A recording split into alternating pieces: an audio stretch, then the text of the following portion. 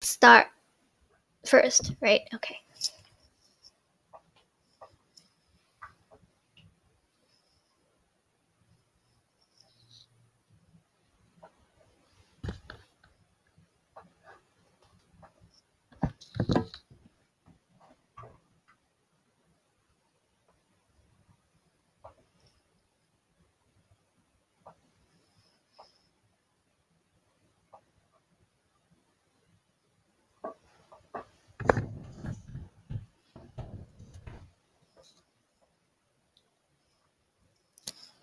Okay, and I think people are streaming in.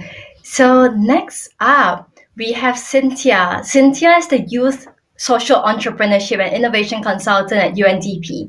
She's a social venture builder at the Youth Collab, an initiative co-led by the UNDP APAC and City Foundation to economically empower the next generation in the region through Sustainable Development Goals entrepreneurship.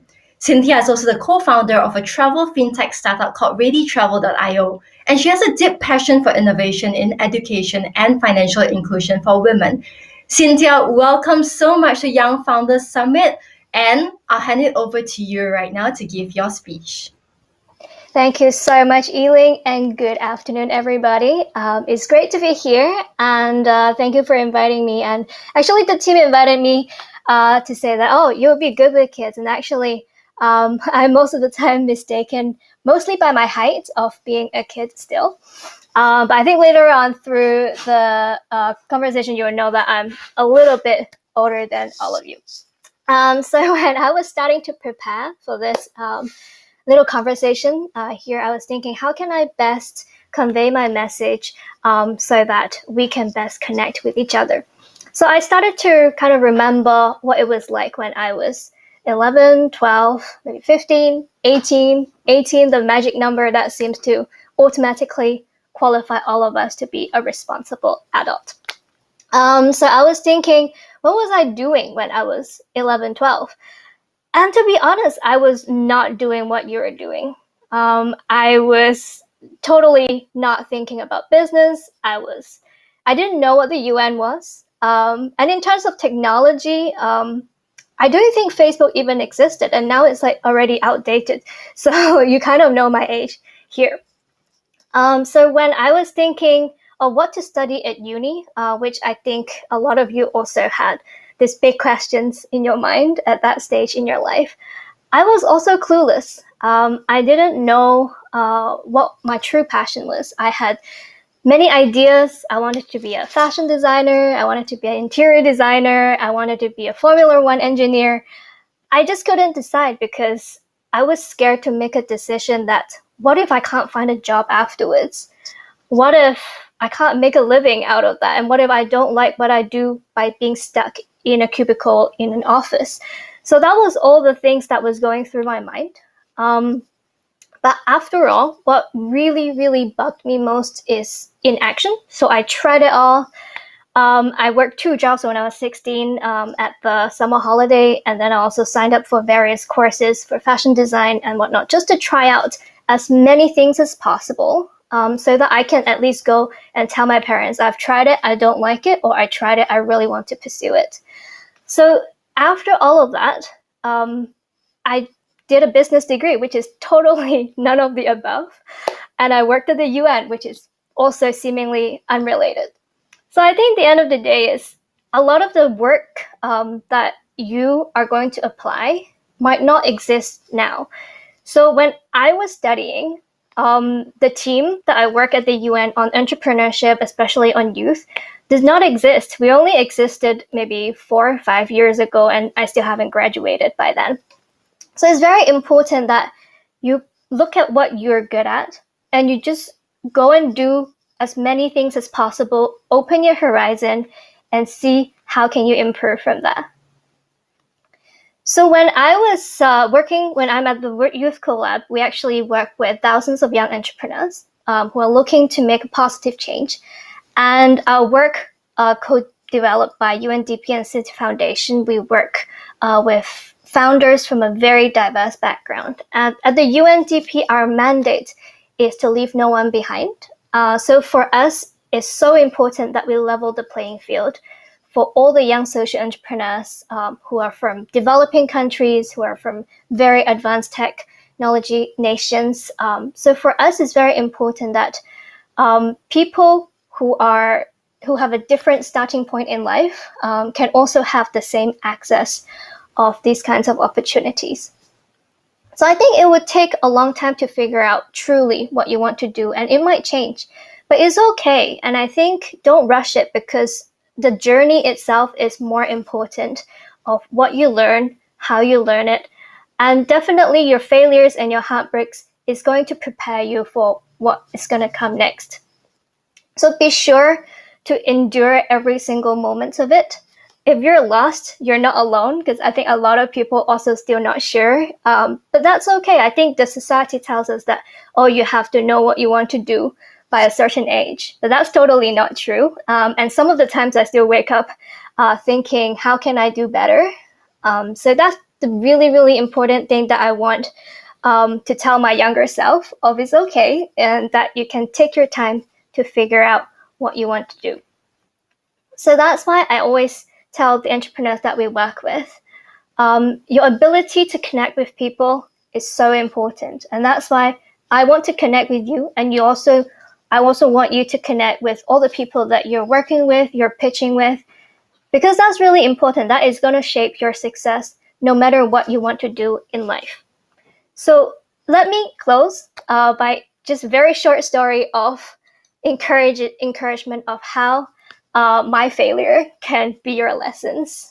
So when I was in high school, I used to be so shy.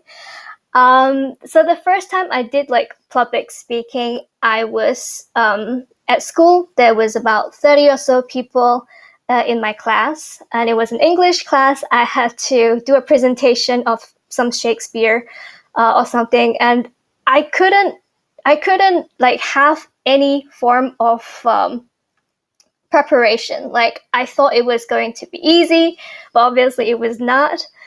So when I was on stage, or just in front of the class actually, then I was totally speechless. I was only repeating a few of the sentences that I had. So it was so embarrassing. It traumatized me ever since. And then I never wanted to do pitching. I didn't think I would be able to. Until I did business, and then I thought, oh, business actually needs a lot of pitching. It was really uncomfortable, and I spent 4 years, what I thought to be in hell, to actually improve my pitching skills, improve the way that I speak. There's still a lot of room to learn, but now I think my perspective have changed. Because previously I was very, very concerned. I was anxious and thinking, what if I make fun of myself? It's always about like me, like what if I did something wrong and people will remember. But actually, no, like I think now it's all about you. It's all about whenever I have a chance to stand in front of 1 or even 1,000 people, like how can I change your mind? How can I change your life? So I think if you go on the stage thinking how you can change other people's life with your speech, with your action, and I think that's going to be much more important than your own failures.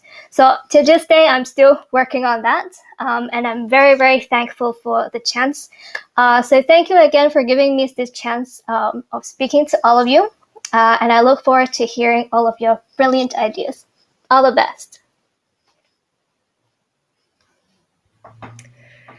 Thank you so much, Cynthia, for that really, really amazing speech. I think it really spoke to my heart, the way you said that don't think that this is all about you and how people are looking at you and how you might feel, but rather for every single word that you can say, what kind of impact can you create? Even if it's just one person, right? That makes a whole lot of difference to their entire life. So thank you so much, Cynthia. Thank you, Yiling, and everybody. Okay, and next up, I would like to actually ask all of you a question. So if you look at the poll in here, I'm gonna ask you this. Have you heard about Bali banning single-use plastic? Okay, I'm looking at the poll and it's a very good split. Okay, majority, it keeps moving. So 50, almost 50% right now. We've stopped right there. So 50% of you have heard that Bali has banned single-use plastics. 47% of you haven't. Now, next up is this young lady, only slightly older than all of you actually. I first heard of her in 2016 when I first started Smarter Me, and I was looking for examples of young people who are making a difference. So she is basically the cause. She and her sister is basically the cause of how Bali banned single-use plastics in 2019. Melati and Isabel Wijsen started Bye Bye Plastic Bags at the age of 10 and 12. So Melati is 19 now, but she started when she was 12 years old. After being inspired by a lesson in school about significant people and making a significant impact in other people's lives, the sisters returned home that day and they asked themselves, what can we do as children living in Bali now to make a difference? Bye Bye Plastic Bags was then born in 2013 and led to Bali banning single-use plastic island-wide. Today, though, 19-year-old Melati is the founder of YOUTHTOPIA, a changemaker program that aims to train up a generation of changemakers and give them the tools to make a difference. They will host on-the-ground local workshops and training. When I saw this, I honestly thought that this couldn't be more befitting because this is exactly what Smarter Me and Young Founders Summit vision is. And so with that, I'd like to present to you a keynote that Melati has actually prepared for all of you guys here.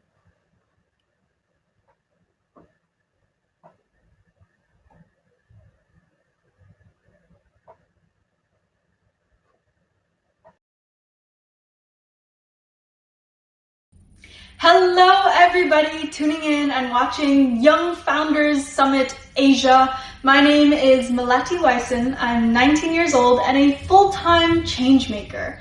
I wanted to share a message with you because I feel so passionately about being on the front lines, voicing up, standing up for what you believe in, and asking the right questions and the big questions. And I think that's what all of us founders naturally do on a daily basis.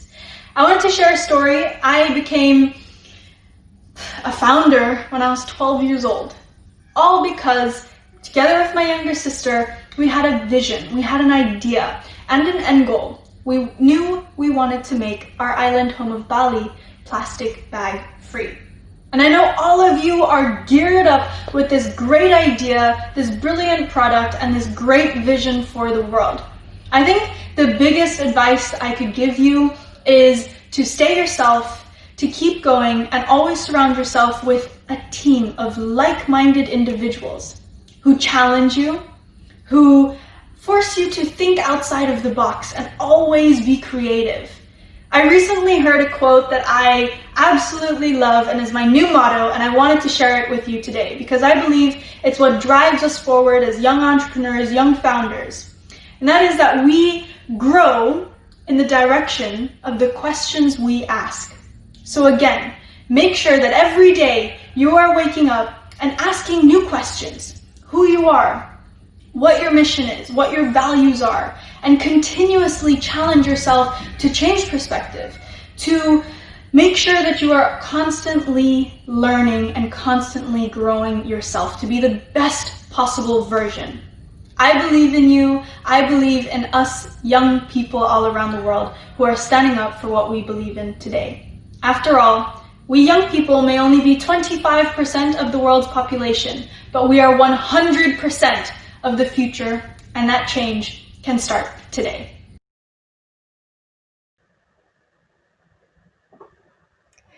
So I hope you guys actually enjoyed that inspiring message as much as I did. That's Melati Wijsen, okay? And remember, yes, you guys are the future, and we're investing in you, so all the best all. Now with that, I'd actually like to then introduce our next segment, which is the main reason why all of you guys are here, the pitches. Before going to that though, this wouldn't have been possible without a really, really strong support crew.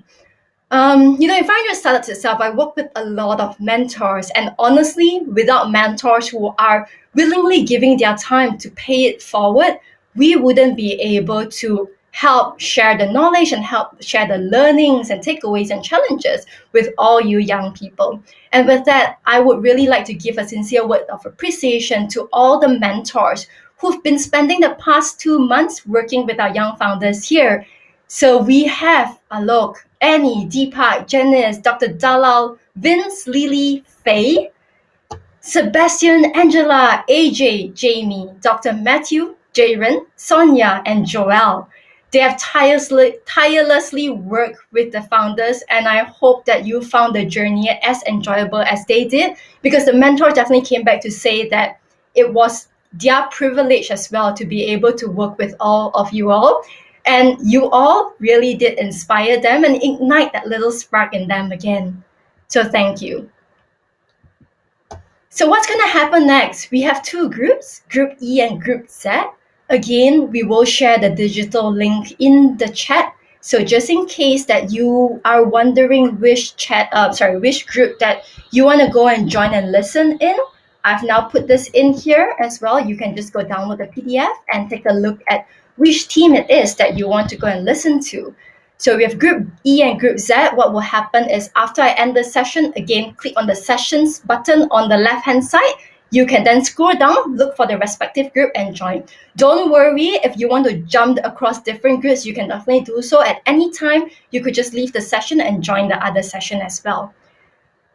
Finally, I want to introduce today's judges. So again, I'm extremely honored to be able to invite this panel of esteemed judges who will be listening to the team's pitch and also providing very, very valuable feedback. One thing of note and advice to all the teams that's pitching today, it is honestly pretty rare to be able to get feedback from investors. And most investors, if they don't like your pitch, they just wouldn't invest in you. They wouldn't tell you what went wrong. So today, when you're hearing the feedback and the questions from the judges, do take it as a learning point, right? Understand why they're asking those questions and don't be defensive. I think this is a great learning opportunity for everyone on the session, at the session itself. So with that, I'd like to say thank you so much to Ken from SoftBank Asia Ventures, Sang from Temasek, Rina from Ficus Ventures Capital, Cynthia from UNDP, Jaren from the National Youth Council. They will be judging Group E. And we have Hui Lin from Antler, Felix from AWS Educate, Dr. Dalal from Big Idea Ventures, and Ryan Liu from OCBC, who are the judges for Group Z. So with that, I'm going to put a pause to the current session. Everyone, please kindly head over to the other session, Group Z or Group E, and we will see you there.